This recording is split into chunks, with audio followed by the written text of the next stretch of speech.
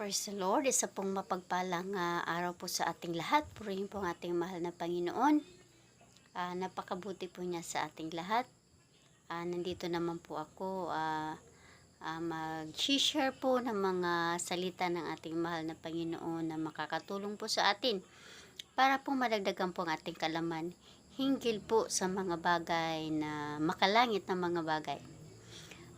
Sa ngayon po ay ang i-share ko po dito ay papamagatang life after death. Minsan po ba natanong na po ba natin sa ating mga sarili, may buhay pa ba kaya pagkatapos mamatay ng tao? Kayo po sa tingin nyo, pag namatay po ba ang tao, finish na talaga? Tapos na ba talaga ang lahat? Ang Biblia po ang sasagot na mismo ang Biblia nagsasabi na ang tao ay mabubuhay minsan lang at mamamatay minsan lang din po. Kaya po dapat po natin paghandaan. Hindi ko naman po sinasabi na mamamatay na po tayo. Pero why not po hindi po natin paghandaan. In case po dumating po sa atin yung panahon na mawawala na po tayo dito sa sanlibutan ito. Praise the Lord. May babasahin po ako dito sa Hebrews 9:27 na talagang minsan na kinakailangan mamatay ng tao isang beses lang, din after po noon ay paghuhukom. So kaya dapat po na paghandaan natin kasi pag naghukom po ang Panginoon, kailangan handa po tayo. At bakit po ba maghuhukom ang Panginoon sa atin? Sabi po dito sa Hebrews 9:27, at kung paanong itinakda sa mga tao ang mamatay na minsan, at pagkatapos nito ay ang paghukom. So mismo po ang Biblia nagsasabi na mamamatay po talaga ang tao minsan. At totoo naman po yan nangyayari sa atin ngayon, di po ba? Na lahat po ng tao mamamatay, wala po ditong matitira sa lupa na mabubuhay forever. Talaga ang lahat ng bagay kasama na po dito yung tao, may ending po talaga. Yun nga lang po, pagkatapos po natin mamatay ay paghuhukom. Anong klaseng paghuhukom? Naitanong po ba natin sa sarili, bakit pa ba kailangan natin humarap ng paghuhukom? At sino po ba ang maghuhukom sa atin? Sabi po dito sa 2 Corinthians na ang bawat isa ay paghuhukman. Ano ba? Wari-wari paghuhukman. Sa Tagalog, kalimutan ko na kung ano yun. Basahin ko na lang po, no? 2 Corinthians 5:10. Kung may mga Biblia po kayo sa bahay, pwede nyo po akong sabayan. Kasi pare-pareho naman po itong Biblia. Na yung sabi po dito sa 1 Corinthians 5:10, sapagkat tayong lahat ay kinakailangan mahayag sa harapan ng hukuman ni Kristo upang tumanggap ang bawat isa sa mga bagay na ginawa sa pamagitan ng katawan, ayon sa ginawa niya, maging mabuti o masama. So yun po pala ang ihuhukom sa atin, kung ano po ang ginawa natin dito sa sanlibutan ito, maging mabuti man o masama. Naitanong na po ba natin sa sarili, once kaya pag dumating ang panahon, pag hinukman tayo ng Panginoon, ano kaya ang mananaig? Mabuti kaya o masama? Praise the Lord. So, yun po kailangan po nating pagnilay-nilayan po na gawin po natin ang mga bagay habang po tayo nabubuhay. Kasi wala pong ibang magliligtas sa ating kundi yung sarili lang po mismo natin. Hindi po mga kapatid natin, hindi po kamag-anak natin, anak natin, asawa natin, hindi po sila makakatulong para maligtas po tayo. Kahit nga po sa Biblia, sinabi po doon na kahit si Noe, si Daniel, o si Job, kahit sila mga isa sila sa mga magagandang halimbawa na mababasa natin sa Biblia. Masunurin sa Panginoon, tapat na alagad ng Panginoon. Pero kahit sila ay hindi nila maililigtas ang kanilang mga anak, kundi kanilang mga sarili lamang. Mismo ang Diyos po ang nagsabi ng ganun. Ito po, basahin ko po sa Ezekiel 14:14. Bagamat ang tatlong lalaking ito na si Noe, si Daniel at si Job ay nangandoon, ang kanila lamang ililigtas ay ang kanilang sariling mga kaluluwa sa pamagitan ng kanilang katuwiran, sabi ng Panginoong Diyos. So yun po, na tayong lahat po talaga ang gagawa sa sarili po nating kaligtasan. Para po, pag dumating ang panahon na ang Diyos ay maghukom, manaig po sa atin ang kabutihan. Paano po mananaig ang kabutihan or magandang gawa kung malayo po tayo sa ating mahal na Panginoon? Kailangan po, lumapit lang po tayo sa ating mahal na Panginoon. Dumikit po tayo kasi wala pong magagawa ang tao kung wala po tayo sa Panginoon.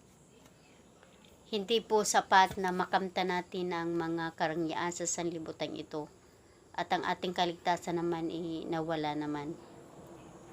Pero di ko naman din po, lagi ko po sinasabi, hindi po masama na mangarap din po tayo na kahit pa paano umangat sa buhay, basta lang hindi po yung pira yung magmamanage sa atin, kundi tayo po ang magmamanage sa pera. Kaya po kailangan po natin gawin ang ating kaligtasan, kasi pag nawala po tayo, kahit po tayo ipagdarasal pa ng ating mga mahal sa buhay, wala na po yung gamit. Bakit po? Kasi gagawin po natin ang ating kaligtasan habang tayo ay nabubuhay. Hindi kung kailan patay na tayo. Kasi sabi pa nga doon sa 2 Corinthians, paghuhukman tayo ng Panginoon base kung anong ginawa natin dito sa sanlibutan. So kahit sino pa po ang manalangin para sa atin, wala na po yung magagawa. Bakit po? Sabi po dito sa Philippians 2:12 na work your own salvation. Gagawin natin ang ating sariling kaligtasan.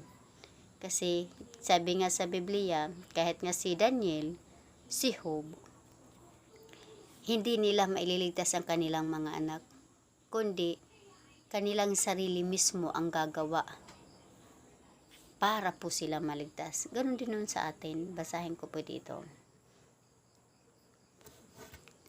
Kaya nga mga minamahal ko, kung paano ang inyong laging pagsunod na hindi lamang sa harap ko, kundi bagkus pa ngayong ako'y wala, ay lubusin ninyo ang gawin ng inyong sariling pagkaligtas na may takot na panginginig. So, sariling pagkaligtas.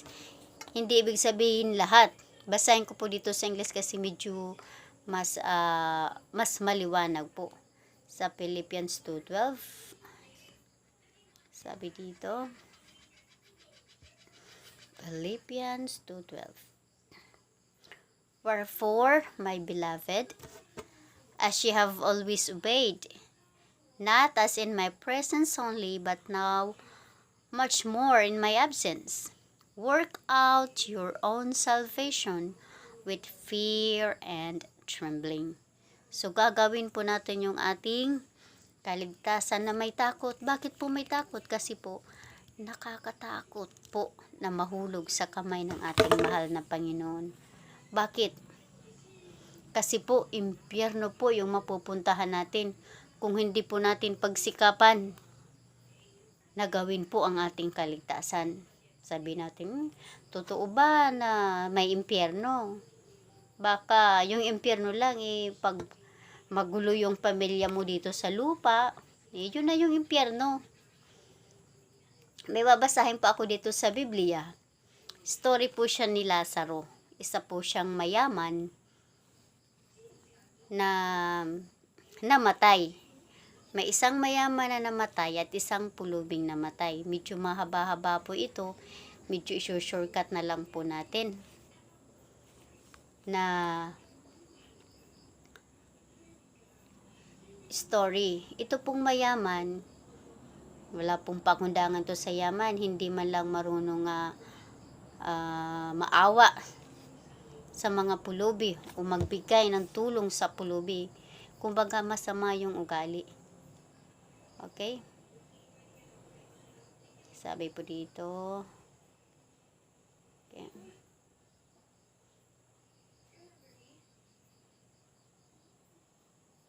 Mayroon nga ang isang taong mayaman at siya'y nagdaramit ng kulay ubi na masilang lino at araw-araw ay kumain ng sagana. At isang pulubi na ang pangalay Lazaro, lipos na mga sugat ay inilagay sa kanyang pintuan. Ito po ay mababasa sa Lucas 16 verse 19 pababa po sa 21. At naghangad na mapakain ng mumo na nangahulog mula sa dulang ng mayaman. So kawawa naman po itong pulubi. Oo, at lumapit pati ang mga aso at hinimuran ang kanyang mga sugat. So ganun po kahirap ang sitwasyon ng isang pulubi. Sa 22, Lucas 16:22, at nangyari na namatay ang pulubi at siya'y dinala ng mga anghel sa sinapupunan ni Abraham. At namatay naman ang mayaman at inilibing. At sa Hades na nasa mga pagdurusa ay itiningin niya ang kanyang mga mata. At natanaw sa malayo si Abraham at si Lazaro ay nasa kanyang sinapupunan. At siya'y sumigaw at sinasabi, ito po yung sinasabi ng mayamang lalaki. Kasi nagkahiwalay po. Nung mamatay po sila, may separation na po. Yung hindi magandang mga ginagawa dito sa sanlibutan, napunta po sa Hades. Yung pulubi po, napunta po sa paanan po ni Abraham. Ito po sinasabi ng mayamang tao. At siya'y sumigaw at sinabi, Amang Abraham, maawa ka sa akin. Suguin mo si Lazaro upang itubog niya sa tubig ang dulo ng kanyang daliri at palamigin ang aking dila sapagkat naghihirap ako sa alab na ito. So, nandoon po siya sa impyerno. So, 25. Datapwat, nandoon po siya sa Hades. Hindi po pala the time impyerno. Kasi yung impyerno, ito po yung inihanda talaga ng Panginoon para kay Satanas. Usually, para lang kay Satanas yun. Pero sad to say, na may mga tao talaga na kahit pagsabihan mo pa na mga salita ng Diyos kung ano po ang dapat na gawin, matigas po talaga ang puso. So, sa atin lang, sabihin po natin ang katotohanan. At ang katotohanan po ang magpapalaya sa atin. Okay, sabi naman dito, sa 25, continue po tayo. Datapwat sinabi ni Abraham, Anak, alalahanin mo na ikaw ay tumanggap ng iyong mabubuting bagay sa iyong pamumuhay. At si Lazaro sa gayon ding paraan ay masasamang bagay. Datapwat ngayon ay inaaliw siya rin. At ikaw ay nasa kahirapan. At bukod sa lahat ng ito ay may isang malaking bangin nakalagay sa pagitan namin at ninyo, upang ang mag-ibig tumawid buhat din hanggang sa inyo ay hindi maari, at gayon din walang makakatuwid mula diyan hanggang sa amin. So may separation po talaga. Now once mapunta po tayo dito sa Hades, wala na pong chance na mapunta ka doon. So ibig sabihin po, kahit sino pa po ang manalangin para po sa atin, pag namatay tayo, wala na po yung gamit. Bakit? Kasi sabi nga ng Biblia, work on your salvation. Gagawin mo ang sarili mong kaligtasan. Kailan? Habang tayo po ay nabubuhay. Sabi po sa 2 Corinthians, kasi paghuhukman po tayo kung ano po ang ginawa natin pagbabasihan po ang mga ginawa po natin dito sa sanlibutan ito, maging mabuti man o masama. Then continue tayo, at sinabi, at pinamamanhi ko nga sa iyo, Ama, na suguin mo siya sa bahay ng aking ama, sapagkat ako'y may 5 kapatid na lalaki, upang sa kanila'y patutuhanan niya, baka pati sila'y mga parito sa dakong ito ng pagdurusa. So itong mayamang lalaki, alam niya na may mga kapatid pa siya, nakapareho ng ugali niya. Kaya sure siya na pag namatay sila, mapupunta din kung saan po siya ngayon. Kaya nag-request siya kay Abraham na papuntahin doon sila sa Ro, para pumapagsabihan sila na magsisi, maniwala sa Diyos. Kasi hindi po ganun kahirap. Mas mahirap po ang mapunta po sa Hades. Kaya batid nyo po ba na halos lahat na lang dito sa social media, sinasabi po ang salita ng Diyos. Sinasabi po na may langit at impyerno. Hindi lang po ito basta-basta na impyerno. Kasi mismo ang Panginoon ang nagsasabi na napakahirap ang mapunta sa impyerno. Hallelujah. Pero ano ang sabi ni Abraham? Nung nag-request yung mayaman tao kay Abraham na buhayin si Lazaro, papuntahin doon sa kanyang 5 kapatid.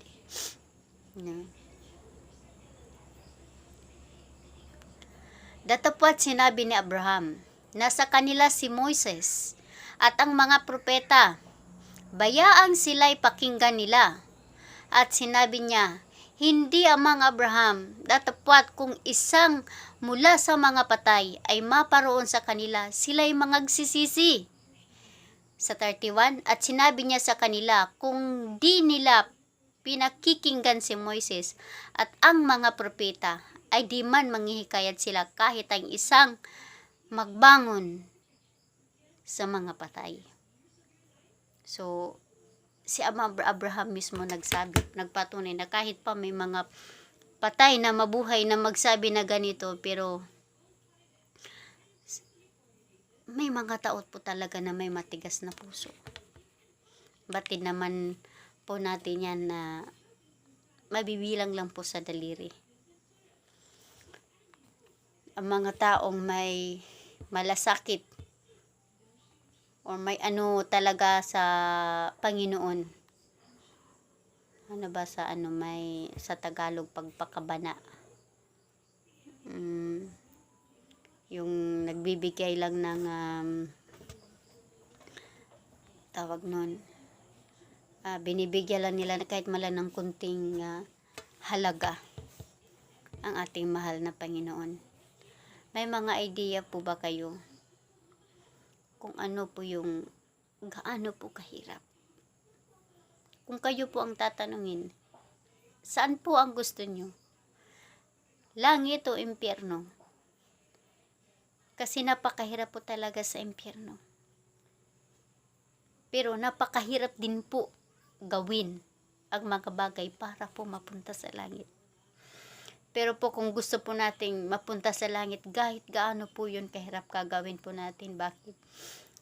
Kasi sabi po ng Biblia, ito sinasabi dito kung ano po yung sitwasyon, kung ano ang itsura ng impyerno. Dito po sa Matthew 13:50, basahin po natin.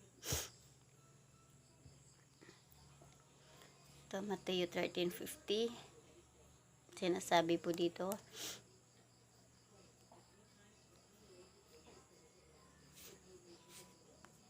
Kaya po, dapat po nating pakaisipin pag po tayong pumunta doon. Ito po sa Matthew 13:50, at sila igagatong sa kalan ng apoy.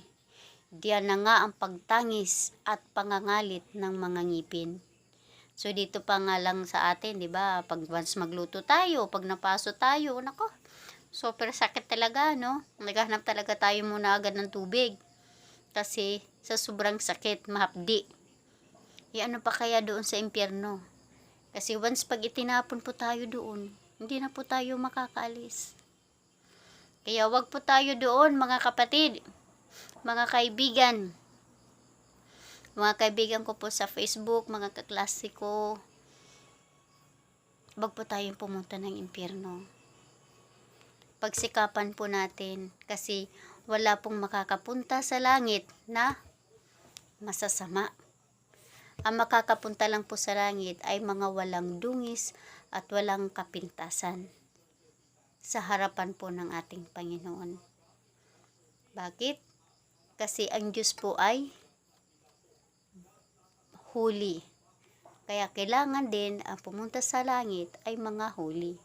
Sabi po dito sa Revelation 21:27, at hindi papasok doon ang anumang paraan, ang anumang bagay na karumal-dumal, o siyang gumagawa ng kasuklam-suklam, at ng kasinungalingan, kundi yaon lamang ang nakasulat sa aklat ng buhay ng Kordero. So yun lang po ang kailangan nating gawin. Huwag po natin gawin yung mga karumal-dumal na bagay. Pag di po natin ginawa yun, paano po tayo malilinis? Tanggapin po natin si Kristo sa ating buhay. Tanggapin po natin ang bautismo sa pangalan po ng Panginoong Hesus, kasi yun lang po ang paraan para po tayo mapatawan ng ating mahal na Panginoon. At makikita po natin ang langit kung sumampalataya po tayo sa ating mahal na Panginoon, lalo na po kung magpabautismo po tayo sa tubig, makakapasok na po tayo sa kaharian ng ating mahal na Panginoon. At kailangan po natin magpatuloy sa paglilingkod sa ating mahal na Panginoon. Bakit? Kasi same lang po ito nung mag-aaral tayo. Kung gusto natin maabot ang ating mga pangarap, natural. Tatapusin natin ating pag-aaral, hindi tayo mag-quit sa middle lang. Pagkatapos ng high school, stop ka na. So, paano mo maabot ang iyong pangarap kung sakali gusto mong maging doktor, maging guro, maging engineer? Kailangan mo, ipagpatuloy mo yung pag-aaral mo para maabot mo yung iyong mga pangarap. Ganon din po sa paglilingkod sa ating mahal na Panginoon. Wala po itong katapusan. Ang katapusan lang po dito ay kung dumating po ang ating mahal na Panginoon at buhay pa tayo, or kunin na po ng Panginoon ang ating buhay. Kasi siya lang po ang nakakaalam hanggang kailan po tayo. So, yun po ang may share ko po sa inyo, na mayroon pa pong buhay pagkatapos po natin mamatay. Kaya kailangan po natin paghandaan, alamin po natin, gawin po natin ang mga bagay para po in case dumating po yun sa atin, hindi po tayo makagaya po nung mayaman na napunta sa Hades, naghirap sa sobrang hirap. Kailangan mapareho po tayo kay Lazaro. Hindi naman po ibig sabihin mayayaman lang or mahihirap lang. Hindi po. Depende po yun kung ano po yung ginagawa natin dito sa ating buhay habang tayo po ay nabubuhay. Kaya yun po, ang Panginoon, mahal na mahal po tayo. Bakit? Sabi po sa John 3:16, for God so loved the world, and He gave His only begotten Son, that whosoever believe on Him should not perish but have an everlasting life. Walang ibang tao na nagbuhis ng buhay para sa kasalanan ko, kasalanan mo, kasalanan nating lahat, para lang tayo maligtas. Para lang ikaw, ako, makapasok po tayo sa kaharian ng langit. Kasi ang Panginoon mismo nakikita niya na ang tao, mahal na mahal po niya ang tao. Bakit po? Kasi sa lahat po na kanyang nilalang, ang tao po, ang ginawa niya, na nagbigay siya ng effort. Lahat ng bagay nagawa sa pamagitan po ng kanyang salita. Pero ang tao, kumuha mo siya mismo ng isang alabok. 'Di ba? Ginawa niyang tao. So, nagbigay siya ng effort.